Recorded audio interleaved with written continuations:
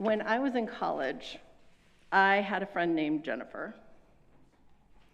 We lived in the same dorm, although not on the same floor. And we noticed that we often agreed with each other with our comments in Western civilization class. We began to eat lunch together. We discovered that we liked the same goth music and wore the same shade of deep purple lipstick. We enjoyed the same movies. And so when it came time to move out of the dorms, we decided to be roommates. What we had failed to discuss in making this plan was that Jennifer was a bit of a night owl, and I was more of a morning person. But I didn't mind the quiet in the morning for journaling or practicing yoga, and she agreed to keep the music down at night. Problems arose, however, when we tried to coordinate our social activities. She would say something like, "Anne, you have to go out with us this weekend, and none of your going home at 11 o'clock just when things are getting good." And I would say, "Well, I would love to go out and spend time with everyone, but I will need to go home at 11. To which she would give me a decidedly Gen X whatever. And so we would go out and laugh and tell stories and have fun, and then I would begin to say my goodbyes, and Jennifer would start to give me a hard time. I was a goody two-shoes, I was boring, I never cut loose.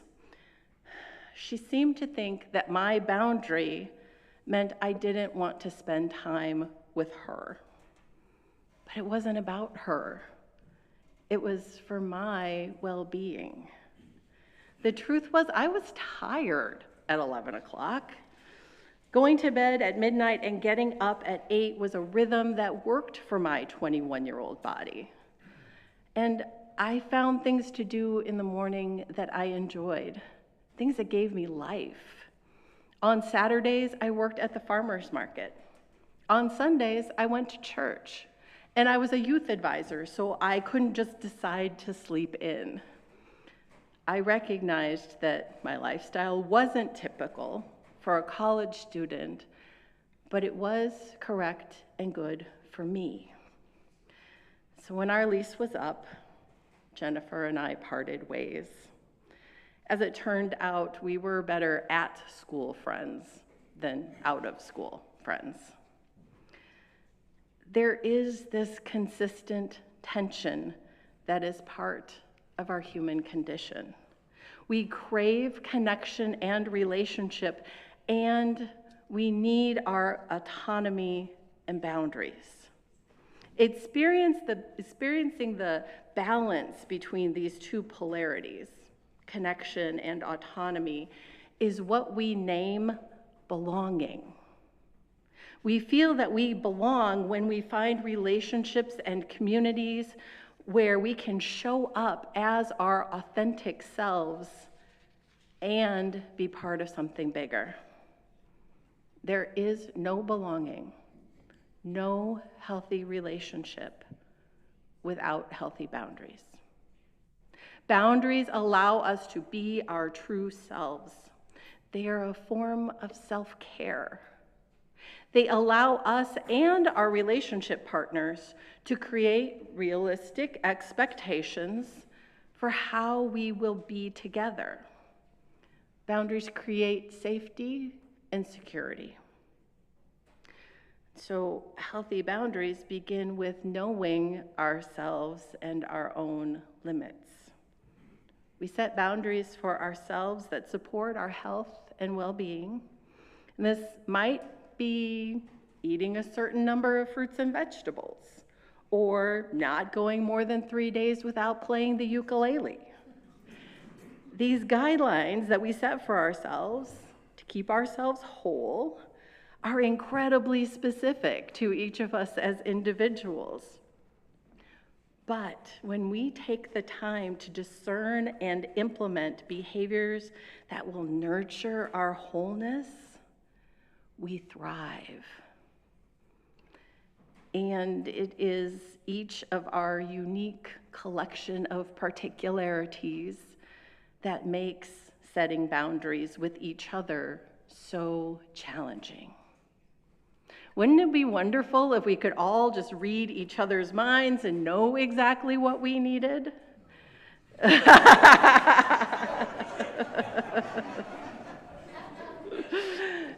So many of us have been socialized that it is rude to ask someone to change their behavior.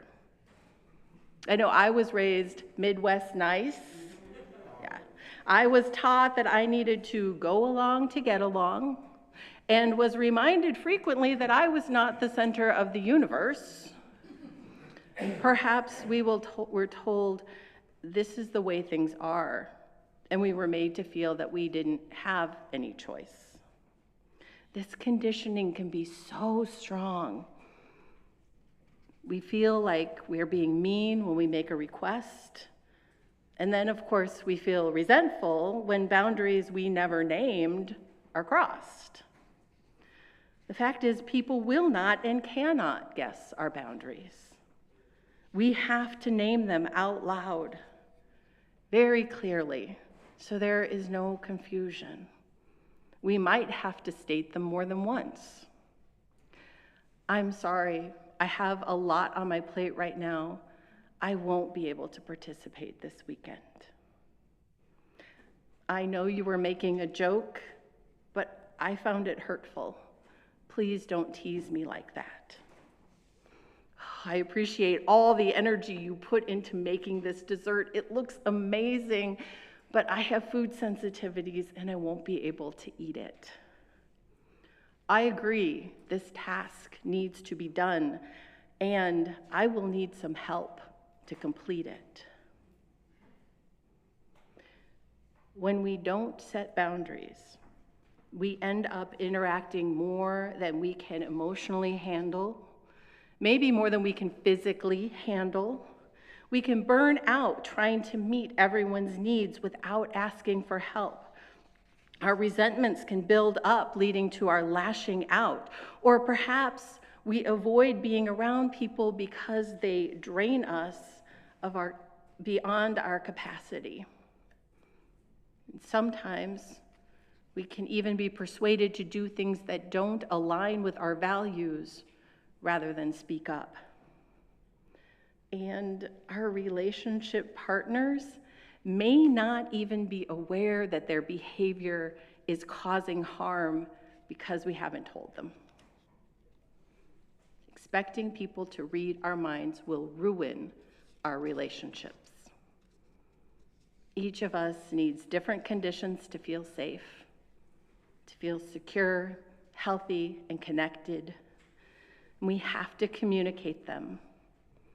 Being passive about how others treat us gives them the impression that their behavior is acceptable. Of course, in a space of true belonging, we cannot just implement our boundaries. We have to respect each other's boundaries as well. And it's hard. It's hard to hear that someone can't do what you were hoping they would do. It's hard to hear they won't be eating the food you made for them. It's hard to learn that the type of teasing you enjoy is making someone else uncomfortable. But we can notice when we bristle at each other's boundaries and ask, why is that? Often it's because we would not need that limitation. Then we have a tendency to generalize from our own experience. And sometimes we may just feel awkward or embarrassed at having our behavior criticized. I think we all know how that feels. And if we are of a dominant culture, dominant gender, dominant ability level, then we might be used to most of the people we encounter having similar boundaries to ourselves. And we take comfort in those standard expectations. But a cross-cultural encounter can lead to a misstep, and we will need to listen, and grow and adapt. Change is always hard. But can we catch ourselves when we want to label someone overly sensitive? They simply have different sensitivities. People implement boundaries to make themselves feel safe and comfortable, not to challenge us, not to punish us. More than one thing can be true at once. We can enjoy teasing and respect that someone else does not.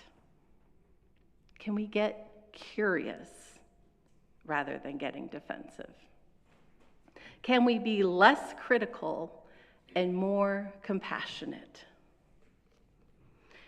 This openness to the needs of individuals or of marginalized groups is part of our anti-oppression work. And I know you here at the UU Society of Geneva are doing that work because I've seen it already in this service. It's there in your welcome words and your covenant. It's even embedded in your invitation to generosity. In contrast, it is a characteristic of white supremacy culture to say that there is only one way to do things and to prioritize the behaviors of those with more power at the expense of those who traditionally aren't allowed to speak up. This is the ongoing reality of manifest destiny, colonialism, and imperialism. White supremacy culture is a culture that says some folks are meant to rule others and decide what is acceptable, and the others have to go along. In families, this can manifest as father knows best, and children are to be seen and not heard. This is the power dynamic that allows some people their bodily autonomy, the right to hold the boundary of their very physical being. This is the attitude that denies consent in sexual encounters. It is the belief that people with uteruses don't have the right to choose whether or not to bear children, or that trans people don't have the right to gender-affirming care. It's the idea that the stronger nation has the right to violate the sovereign border of another country and rule without the consent of its people. All of this is the attitude that boundaries are determined only by the powerful. Dismantling these attitudes begins with being accountable to each other and respecting our differences. It means relationships of equality, mutuality, reciprocity, and generosity, and compassion. It means valuing each other's safety equal to our own.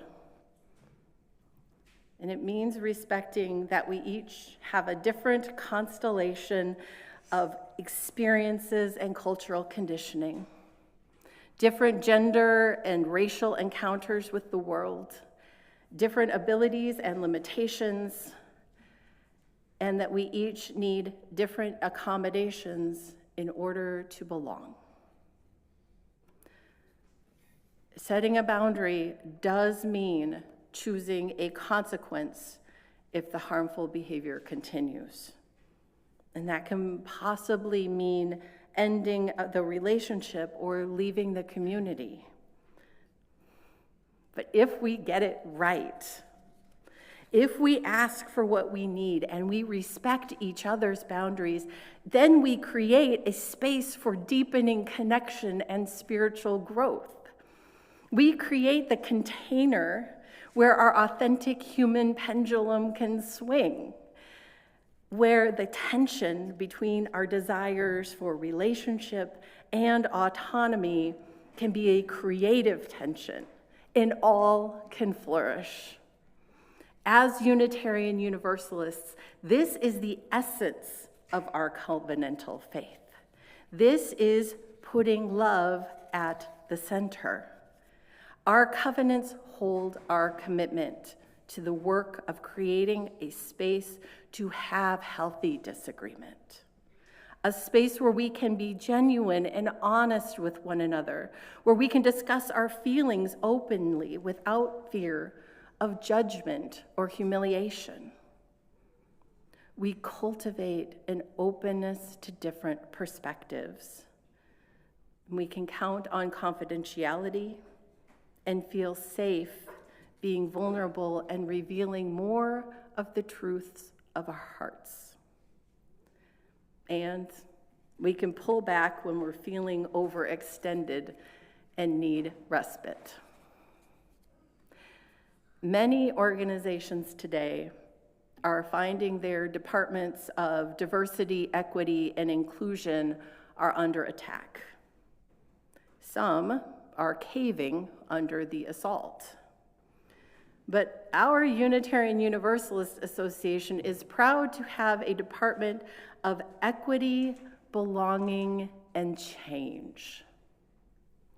Equity, belonging, and change.